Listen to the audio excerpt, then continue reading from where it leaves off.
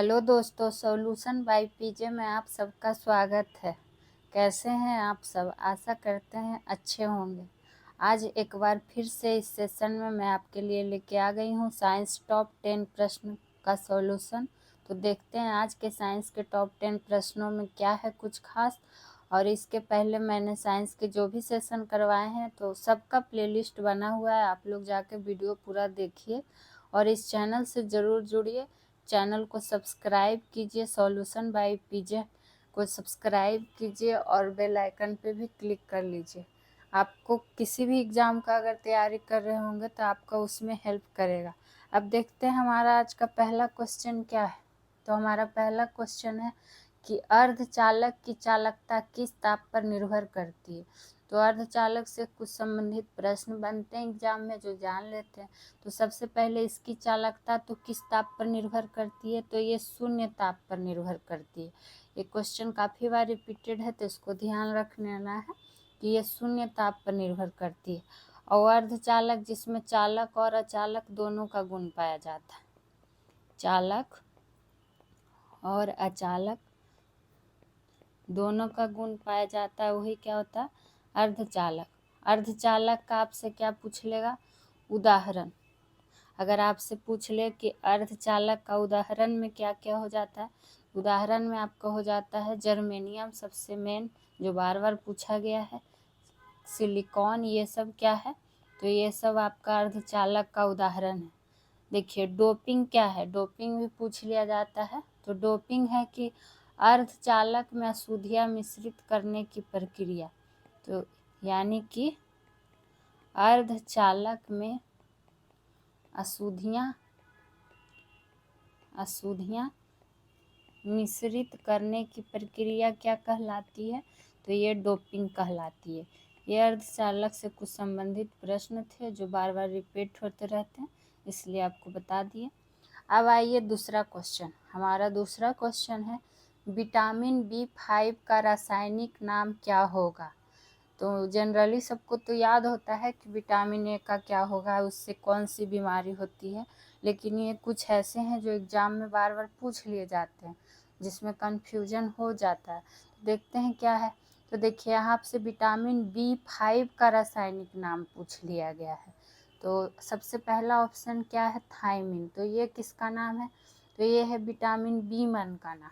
किसका, जिसकी वजह से कौन सा रोग होता है, मतलब कमी से, तो बेरी बेरी रोग। कौन रोग, बेरी बेरी रोग। और B1 का ही नाम क्या है, थायमिन। उसी तरह राइबोफ्लोविन, राइबोफ्लोविन किस विटामिन का रासायनिक नाम है, तो ये आपका हो जाता है विटामिन B2 का। किसका, विटामिन B2 का। और इससे विटामिन B2 की कमी के कारण एक रोग होता है, उसको कहा जाता है किलोसिस रोग। कौन रोग, तो किलोसिस रोग। पूछ लेगा कि किलोसिस रोग किस विटामिन की कमी के कारण होता है, तो विटामिन B2 की कमी के कारण, जिसका रासायनिक नाम क्या होता है, राइबोफ्लोविन। फिर उसी तरह देखिए ऑप्शन सी है हमारा साइनोकोबालामिन। साइनोकोबालामिन ये किस विटामिन का नाम है, तो ये है विटामिन B12 का। किसका, विटामिन B12 का। और इसकी कमी के कारण क्या होता है, रक्त क्षीणता की बीमारी। बात करते हैं पेंटाथीनिक अम्ल। पेंटोथीनिक अम्ल किसका हो जाता है, तो ये आपका हो जाता है विटामिन B5 का रासायनिक नाम। तो इससे क्या होगा, इसमें जैसे कि इसकी कमी से क्या होता है, जनन क्षमता कम होता है, जनन क्षमता कम हो जाता है, या फिर कह सकते हैं बाल सफ़ेद वगैरह जो हो जाता है, इसी की कमी से होता है विटामिन। तो ये थे कुछ विटामिन का नाम और उससे संबंधित रोग। और सबसे ज़्यादा बार देखिए एग्जाम में पूछा गया है राइबोफ्लोविन, साइनोकोबालामिन और फिर उसके बाद ये थायमिन। तो इसको ध्यान में रख लेना और आप लोग को भी साथ ही साथ नोट डाउन करते जाना है, ताकि आपके पास भी हर विषय का एक अच्छे क्वेश्चन का कलेक्शन तैयार हो जाए, तो आपको रिवीजन करने में आसानी होगी। अब आते हैं तीसरे क्वेश्चन की ओर। हमारा तीसरा क्वेश्चन है कि मच्छर भगाने वाली दवा में किस रसायन का प्रयोग होता है, तो यानी कि उस रसायन का नाम पूछ लिया जाता है। तो वो क्या होता है, एलिथ्रीन। एलिथ्रीन। उसी तरह जैसे ऑप्शन ये क्या है, तो सिनकोना। तो सिनकोना की छाल से क्या प्राप्त होता है, आप लोग को पता होगा, पहले भी हम बताए। तो सिनकोना की छाल से क्या प्राप्त होता है, कुनैन। और इसका भी क्या होता है, मलेरिया में इस्तेमाल होता है इलाज करने में। तो सिनकोना की छाल से क्या प्राप्त होता है, कुनैन। बात करते हैं यूजीनॉल क्या है, तो ये लौंग में एक तेल पाया जाता है, उसी को कहा जाता है यूजीनॉल। लौंग कहाँ से प्राप्त होता है, तो लौंग होता है फूल की कली से प्राप्त, और लौंग में जो तेल होता है वो क्या होता है, यूजीनॉल। उसी तरह जीवाणुओं से क्या होता है, प्रतिजैविक, यानी कि कह सकते हैं प्रतिजैविक को इंग्लिश में क्या कहते हैं, एंटीबायोटिक्स। कुछ कुछ टर्म आपको इंग्लिश वाला ही ज़्यादा समझ में आएगा। तो एंटीबायोटिक्स के रूप में क्या पाया जाता है, तो जीवाणु के रूप में पाया जाता है। ये चीज़ आपको ध्यान में रख लेना है। अब आते हैं क्वेश्चन नंबर 4 पे, जो कि मोस्ट रिपीटेड क्वेश्चन है तो मिलान करने वाला, पर काफ़ी बार पूछा गया। जैसे अगर आपसे पूछ लेगा कि बेकिंग सोडा, यहाँ से पूछ लिया गया, और बेकिंग सोडा का नाम क्या होता है, ये आप लोग बताइए। पहले भी आप लोग को हम बता चुके हैं, तो आप लोग को क्वेश्चन रिपीट होते जाएगा, जिससे याद भी आपको और अच्छे से होते जाएगा। तो बेकिंग सोडा, तो बेकिंग सोडा का क्या होता है नाम, आपको बताए थे ना, बेकिंग सोडा यानी खाने वाला सोडा। और खाने वाला सोडा आदमी सबसे पहले खाने वाला चीज़ में बड़ा वाला उठाता है, इस तरह से याद करवाए ही थे आपको। तो बेकिंग सोडा क्या हो जाता है, सोडियम बाई कार्बोनेट। देखिए बड़ा तबाई आ गया यहाँ पर।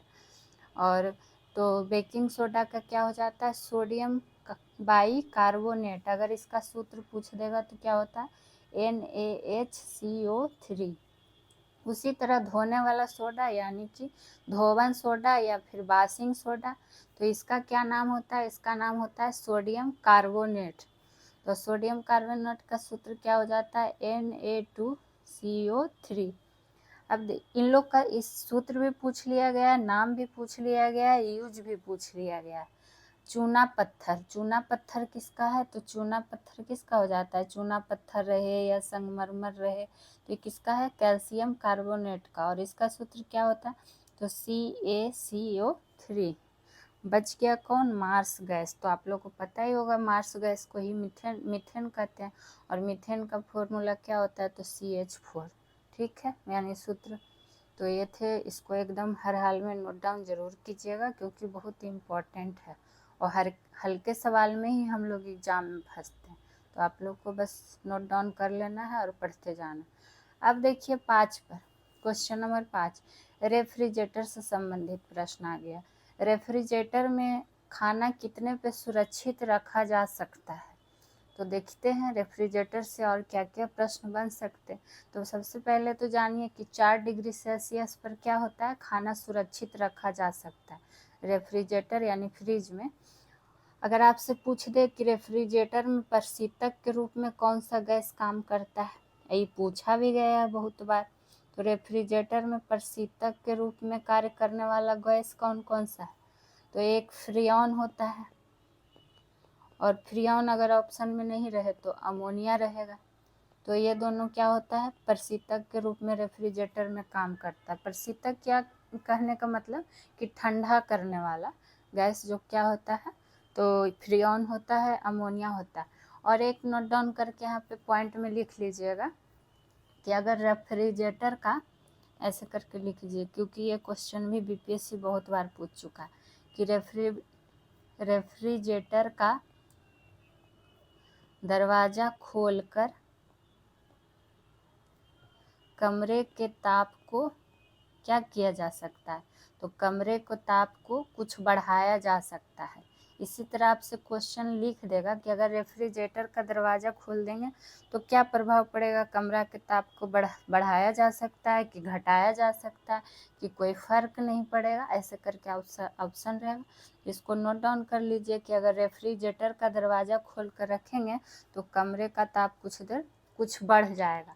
तो ये पॉइंट आपको ध्यान में रख लेना है, और ये मोस्ट इम्पॉर्टेंट पॉइंट है, तो इसको पक्का स्टार मार्क कर दिए हैं इसीलिए। अब देखिए हमारा 6ठा प्रश्न, पेड़ की छाल पर उगने वाला लाइकेन क्या कहलाता है, तो यानी कि जो पेड़ की छाल पर उगता है लाइकेन, तो वो क्या कहलाता है, तो सबसे पहले लाइकेन बना किस किस का है, तो ये कवक और शैवाल का सहजीवी संबंध से बना है। कौन, तो लाइकेन।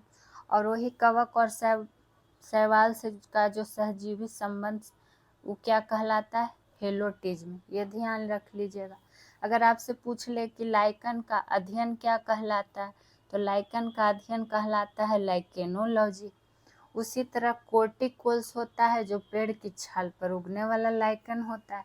सेक्सिकोल क्या होता है, तो जो चट्टान पर उगने वाला लाइकेन होता है, तो ये चट्टान पर उगने वाला लाइकेन हो गया। और क्वेश्चन आपसे क्या पूछ लिया जाता है कि लाइकेन किस प्रदूषण का सूचक है, तो लाइकेन है जो वायु प्रदूषण का सूचक है। किसका, वायु प्रदूषण का सूचक है। तो ये थे कुछ लाइकेन से इम्पोर्टेंट संबंधित प्रश्न जो कि आपको बता दिए। और प्लीज़ आप लोगों से रिक्वेस्ट है, आप लोग इस चैनल से ज़रूर जुड़िए, आपको बहुत हेल्प होएगा। आपको इम्पोर्टेंट क्वेश्चन का कलेक्शन मिलेगा, वो भी डिटेल में आपको बताया जाता है कि इससे और क्या क्या प्रश्न बन सकते हैं। क्वेश्चन आंसर तो आपको कोई भी करवा सकता है, लेकिन आपको एक ही जैसा संबंधित प्रश्न यहाँ कराया जाता है, आपके लिए मेहनत किया जाता है, तो आप लोग को एग्ज़ाम में बहुत हेल्प करेगा। तो आप लोग चैनल ज़रूर सब्सक्राइब कीजिए, शेयर कीजिए, लाइक कीजिए, ताकि हम और भी अच्छा कंटेंट आप लोगों के लिए ला सकें। हमको भी मोटिवेशन चाहिए ना, आप लोग का भी हेल्प हो और मेरा भी हेल्प हो तो अच्छा रहेगा। अब आते हैं, देखिए क्वेश्चन नंबर 7 पे। क्रूसीफेरी कुल वंश पौधा के अंतर्गत क्या आता है, तो कुछ पौधों का वंश होता है कुल वंश, जो पढ़ना है हम लोग को। और साइंस का सेशन है तो इसमें फिजिक्स, केमिस्ट्री, बायो, बॉटनी सबका मिक्स क्वेश्चन आता है। यहाँ आपसे क्रूसीफेरी कुल वंश पौधा के अंतर्गत क्या आता है जो पूछ लिया गया। तो क्रूसीफेरी के अंतर्गत ऐसे ध्यान रखिएगा, क्रूसीफेरी तो समझिएगा कि जिसके बाहर पूछ जैसा जड़ निकला हुआ रहता है ना, उसको याद कर लीजिए। जैसे मूली देखते होंगे, सलजम हो गया, तो ये सब क्या है, ये क्रूसीफेरी कुल वंश पौधा के अंतर्गत आता है, जिसमें हल्का हल्का क्या होता है, पूछ जैसा बना हुआ रहता है। मूली भी देखिएगा, सलजम भी देखिएगा, तो ये सब क्रूसीफेरी के अंतर्गत आता है। उसी तरह अगर आपसे पूछ ले कि सेव नाशपाती, तो सेव नाशपाती ये सब क्या है, रोज़ खाने वाला फल है, इंसान जो खाता है मतलब तो रोज़ खा सकता है, तो ये हो जाता है रोजेसी के अंतर्गत। किसके अंतर्गत, रोजेसी कुल वंश पौधा के अंतर्गत सेव नाशपाती ये सब हो गया। उसी तरह गेहूँ ज्वार क्या है, तो अनाज है। अनाज मतलब क्या होता है, अनाज का मीनिंग ग्रेन होता है, तो उसी तरह ग्रेमिनेसी के अंतर्गत क्या आ जाएगा, गेहूँ। जो भी अनाज से संबंधित है, गेहूँ, ज्वार, जौ, बाजरा सब किसके अंतर आ जाएगा, तो ग्रेमिनेसी कुल पौधा के अंतर्गत। बात करेंगे नारियल, तो नारियल क्या पाल्मी के अंतर्गत आ जाता है। पाल मतलब क्या होता है, खजूर, तो नारियल हो गया, खजूर हो गया, और क्या कह सकते हैं, सुपारी हो गया, ताड़ हो गया, ये सब किसके अंतर्गत आ जाएगा, पाल्मी के अंतर्गत। कुछ कुछ आप ट्रिक से याद रख सकते हैं, कुछ कुछ आपको ध्यान में रखना ही पड़ेगा, क्योंकि हर चीज़ का तो ट्रिक नहीं ना होता है। अब आइए क्वेश्चन नंबर 8 पे, जो कि है कोबाल्ट धातु का मुख्य अयस्क क्या है। तो आपसे कुछ इम्पोर्टेंट धातु हैं जिसका अयस्क पूछ लिया जाता है। यहाँ आपसे कोबाल्ट का पूछा गया है, तो कोबाल्ट का जो मुख्य अयस्क है वो क्या होता है, अस्मेलाइट। कौन लाइट, अस्मेलाइट।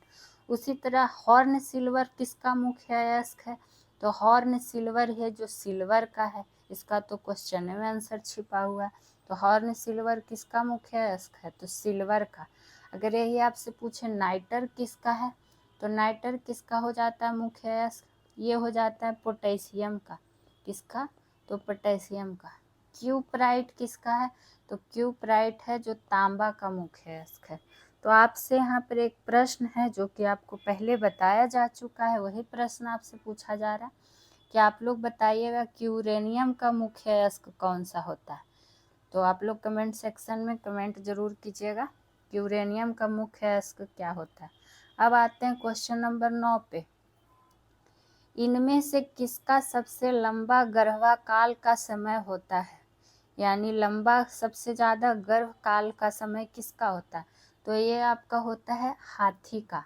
और ये कितने दिन का होता है? तो ये 625 दिन का होता है। तो यहाँ था सबसे लंबा गर्भकाल का समय जो कि हाथी का हो गया। लेकिन अगर आपसे पूछ दे कि सबसे छोटा, लंबा जाने तो छोटा भी जाने, तो सबसे छोटा गर्भकाल का समय किसका होता है? तो ये आपका होता है छुछुंदर का। किसका? छुछुंदर का। और ये कितने दिन का? तो 7 दिन का। ये छोटा होता है इसलिए इसको ध्यान में रख लेना है। और मनुष्य और बंदर का क्या होता है? एक होता है कितना दिन? तो 280 दिन। और चूहा का कितना दिन? तो 21 दिन। तो ये थे गर्भाकाल से संबंधित प्रश्न। अब आते हैं आज के 10वें और आखिरी प्रश्न की ओर। मानवीय सौंदर्य का अध्ययन क्या कहलाता है? तो आप लोग देखिए, एक बात कहना चाहेंगे यहाँ पर कि फिजिक्स का एक टॉपिक वाइज सेशन करवाया गया है आपको संडे स्पेशल में। तो उसमें ये सब सारा अध्ययन आपको पढ़ाया गया है, जो भी इम्पोर्टेंट है एक एक करके आपको हम उसमें पढ़ाएं। तो आप लोग संडे स्पेशल वाला फुल वीडियो ज़रूर देखिए, क्योंकि उसमें आपको टॉपिक वाइज डिटेल से पढ़ाया जाता है। और बाकी आपको यहाँ हर डेली का सेशन में क्या होता है, टॉप 10 प्रश्नों का डिटेल में सॉल्यूशन कराया जाता है। तो आप लोग दोनों वीडियो ज़रूर देखिए, जो भी पढ़ना चाहते हैं रेगुलर है वो तो पक्का देखिए। अब आते हैं क्वेश्चन नंबर 10। यहाँ आपसे पूछ लिया गया है मानवीय सौंदर्य का अध्ययन क्या कहलाता है? तो जो मानवीय सौंदर्य का अध्ययन है वो क्या कहलाता है? तो काइलोलॉजी। लेकिन अगर यही आपसे पूछते कि त्वचा का अध्ययन क्या कहलाता है, तो त्वचा का अध्ययन क्या कहलाता है? डर्मेटोलॉजी। नियोन्टोलॉजी किसका अध्ययन है? तो नियोन्टोलॉजी है जो नवजात शिशु, उनका अध्ययन ही क्या कहलाता है? न्यू बॉर्न बेबी इंग्लिश में बोलते हैं ना, तो न्यू है तो नियोन्टो है। इस तरह से याद रख सकते हैं कि नियोन्टोलॉजी किसका है? तो नवजात शिशु का। जेरेंटोलॉजी, तो जेरेंटोलॉजी किसका है? ये आपका है किसका? वृद्ध लोगों का अध्ययन। और आपको उसमें सारा अध्ययन पढ़ाया गया है। तो आप लोग प्लीज़ चैनल से ज़रूर जुड़िए। आज के लिए इतना ही, फिर मिलेंगे नेक्स्ट सेशन में टॉप 10 प्रश्नों का कलेक्शन लेके किसी और विषय के साथ। तब तक के लिए खुश रहिए, मस्त रहिए और इस चैनल से जुड़ना मत भूलिए। तब तक के लिए थैंक यू।